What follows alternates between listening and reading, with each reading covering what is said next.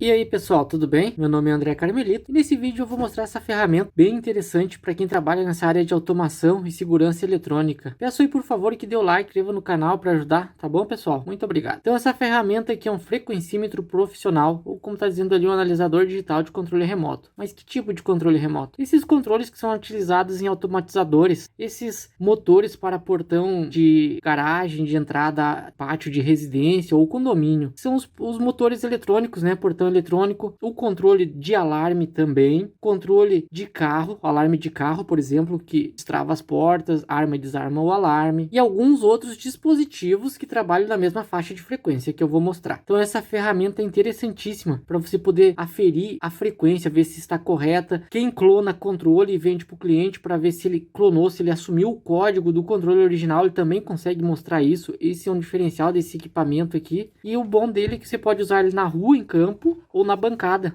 Ele vem esse clipe, a gente pode pôr aqui, pode usar ele na bancada. Ele pode ser alimentado com a fonte de 12 volts ou com a bateria de 9 volts. Podemos usar ele em campo ou na bancada. Aqui tem um LCD onde mostra as informações, né, que a gente precisa ver. O botão de liga e desliga, que é a área de captação do controle remoto. Então se a gente pressionar uma vez aqui, ele vai ligar, vai aparecer essa mensagem e vai dizer que tem três opções. Se não pressionarmos nenhuma vez no botão, ele vem para a tela padrão, que é para verificar a frequência em megahertz dos controles. Então ele consegue verificar, por exemplo, controles 292, 299, 433 MHz. Ele tem uma indicação aqui embaixo, ó, de bateria, tanto gráfico como em porcentagem, como valor em tensão. Mas não é a bateria dos controles, pessoal, é a bateria dele que alimenta o sistema. Então ele está dizendo ali que está com 13%, 7,09 volts. Quer dizer que ela está baixa, ela está com problema. Então vamos trocar, vou pôr uma bateria nova para ver se realmente ela muda aqui. Vou desligar ele, só pressionar.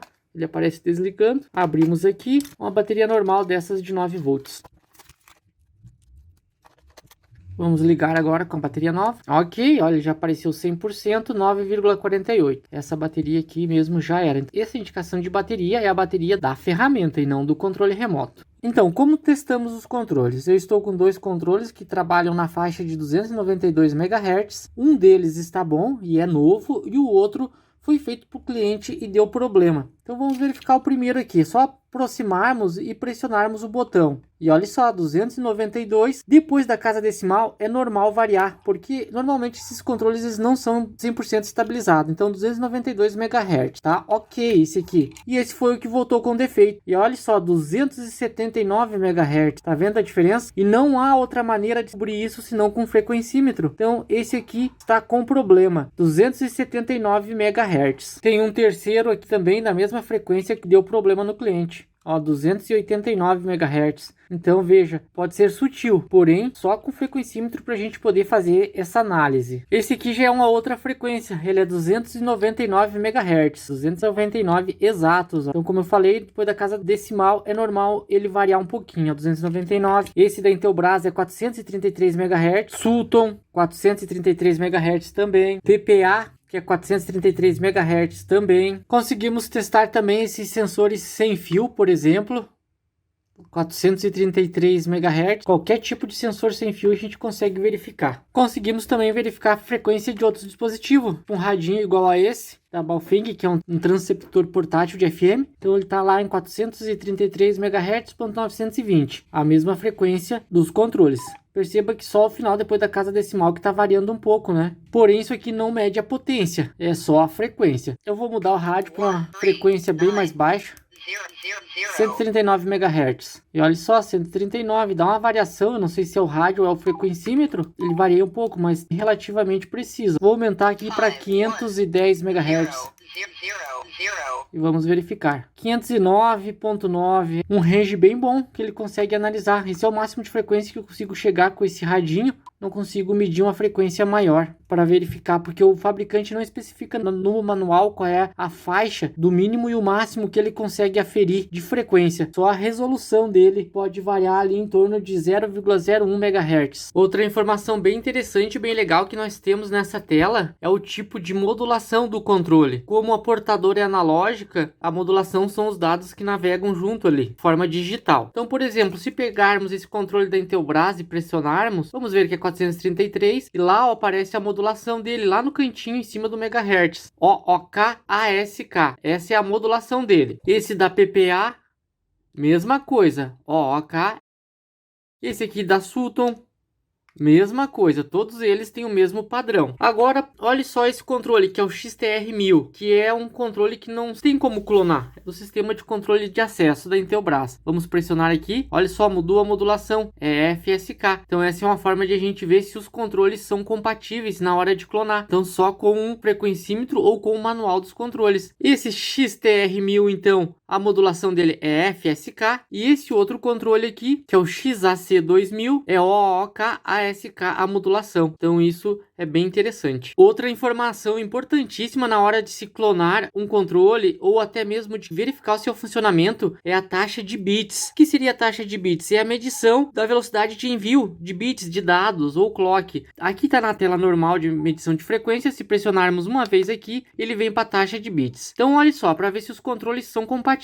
Esse da Intelbras, 703 bits por segundo. Vamos ver o da Sutton, que está na mesma frequência, 699. Veja que a diferença é muito pequena. Então, eles seriam compatíveis entre si. Agora, esse aqui que é 299 MHz. Olha só, 1465 aproximadamente. Olha só esse da PPA, por exemplo. Vamos pressionar 667. Se eu pressionar novamente, 1333, 667. É que esse controle, por exemplo, ele trabalha tanto no modo código fixo como código rolante. Olha só o LED. Se eu pressionar os dois botões aqui por 10 segundos, ele começa a operar simplesmente no modo fixo. E aí ele só manda 1 bps, que é 667. Então veja a diferença desse para os outros já. E a gente tem como perceber essa diferença somente com o frequencímetro. Então isso é muito legal para ver se os controles são compatíveis. Olha só aquele controle que estava com defeito. 416 bps. O que altera isso? Normalmente é tombo, altera a frequência e a taxa de bits, e tem como alterar também, alterando alguns componentes, você consegue alterar essa taxa de velocidade também, para compatibilizar com os outros controles da mesma frequência, com a mesma taxa de bits. Vou fazer um outro vídeo mostrando isso na prática. Outro campo muito interessante que a gente tem, que é o terceiro, identificação de chip e código do controle. Por exemplo, olha só, além de ele me dizer qual é o botão que está sendo pressionado, por exemplo esse da Sutton, código fixo, o chip, o botão C. Se eu pressionar o botão do meio, perceba que ficou B ali na frente do chipzinho. Aqui também ele me diz qual é a tecla, então é A, B e C. E perceba lá que cada uma delas manda um código diferente. Ó, vou pressionar A, o final lá é A55. Vou pressionar B.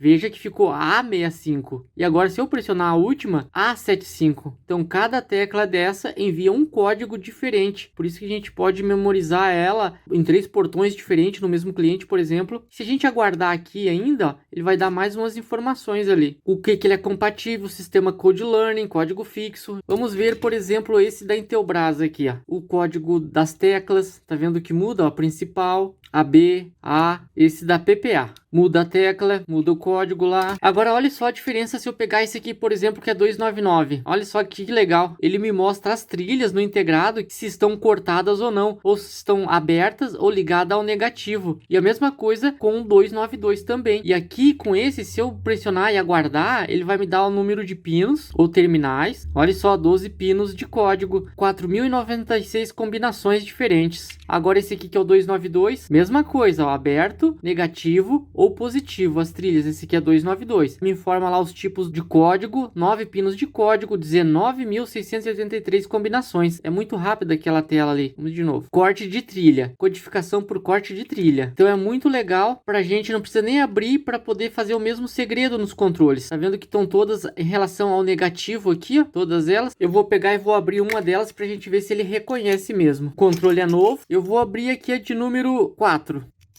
Está cortado aqui só a trilha de número 4. Vamos ver se ele reconhece. E olha só lá, ó, 4 aberta. Viu que legal? Reconheceu que a trilha está aberta. A de aberto e N de negativo. Qualquer tecla que eu pressione, ele vai me dizer a mesma informação. Agora eu vou ver mais ou menos a distância. Aqui dá uns 10 centímetros. Olha, ele não acusou. Aqui já. 5 centímetros aproximadamente é o máximo. A distância do controle em relação ao frequencímetro. Uma coisa que eu percebi que ele gasta bastante a bateria, então tem que ser uma bateria de boa qualidade. Não pode ser qualquer bateria, senão ele não vai durar muito tempo não. É um dos pontos negativos. Ele consome bastante bateria. Então, pessoal, era isso. Para não ficar mais longo ainda esse vídeo, eu vou encerrar por aqui. Eu vou fazer uns vídeos como reparar esses controles. Eu conserto muito cliente. Vale a pena você fazer uma revisão, repará-los, principalmente em condomínio. Na medida do possível a gente substitui, mas vale a pena você fazer revisão. Então essa ferramenta é extremamente importante para essa finalidade. Para desligar é só pressionar aqui, manter pressionado, aparece ali desligando e desligou o frequencímetro. A faixa de frequência, pelo que eu percebi, ele vai de 100 MHz a 600 aproximadamente, porque eu consegui numa faixa um pouquinho menor com o radinho ali, o HT, fazer os testes, né? Então eu não consigo dizer com exatidão qual é a faixa de frequência ou range, né, dele de teste, tá bom, pessoal? Eu peço aí que se inscreva no canal e dê o like para fortalecer. Qualquer dúvida deixa nos comentários, tá bom, pessoal? Muito obrigado e até o próximo vídeo.